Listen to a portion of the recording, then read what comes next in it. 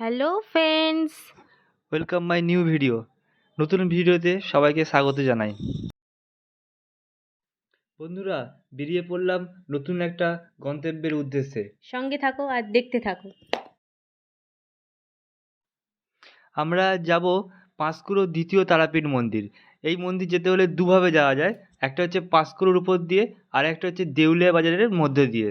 আমরা দ্বিতীয়টা দিয়ে যাব, দেউলিয়া বাজারের ভেতর দিয়ে গিয়ে কুকুরদার ওপর দিয়ে গিয়ে যাব চকগোপাল দ্বিতীয় তারাপীঠ মন্দির। দুই পৃথিবী কিসের চাহিদায় ঘর ছাড়া, দুই পৃথিবী কোন যাওয়া পাওয়ায়। মাঝ রাস্তায় পেট্রোল পাম্প থেকে তেল ভরে আবার বেরিয়ে পড়লাম আমরা। দেউলের মধ্যে যেতে যেতে পুজো উপলক্ষে অনেক লোক সমাগম ছিল।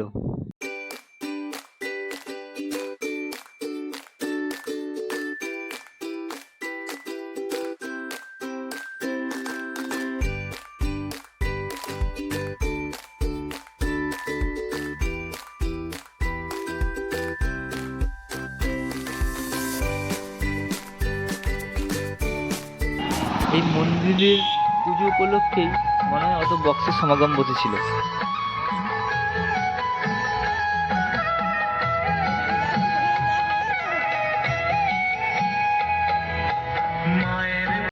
এইসব দেখতে দেখতে প্রায় আমরা অনেকটাই চলে এসেছি। এই রাস্তা ধরে যাব খুকুরদা।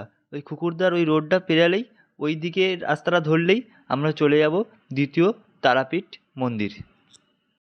অবশেষে আমরা প্রায় গন্তব্যের কাছাকাছি এসে পৌঁছালাম। রাস্তাটা খারাপ ছিল আর আগের দিন বৃষ্টি হওয়ার কারণে মাটিটা কাদা ছিল। আর আমরা এসে পৌঁছালাম দ্বিতীয় তারাপীঠ মন্দির।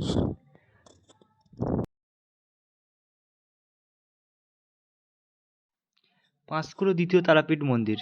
এই মন্দির অনেক দিন বন্ধ থাকার পর আবার নতুনভাবে চালু করা হয়েছে। जामहे सुगन्धिं पुष्टिवर्धनम् उर्वारुकमिव बन्धनान् मृत्योर्मुक्षीयमामृतात् ॐ त्र्यम्बकं यजामहे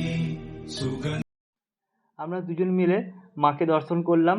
এখানে পুজো দেওয়ার সুব্যবস্থা আছে ও দুপুরবেলা ভোগেরও ব্যবস্থা আছে। ভোগের সম্বন্ধীয় যাবতীয় তথ্য জানার জন্য কার্ডে দেওয়া নম্বরে যোগাযোগ করতে পারেন।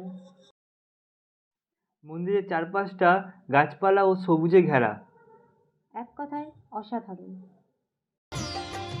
সকলি তোমারি ইচ্ছা, ইচ্ছাময় তারা তুমি, তোমার কর্ম। আমরা মাকে দর্শন করার পর কিছুক্ষণ পরেই মন্দিরের দরজা বন্ধ হয়ে যায়। তার মাঝখানেই আমরা কিছু ছবি তুলে নিলাম।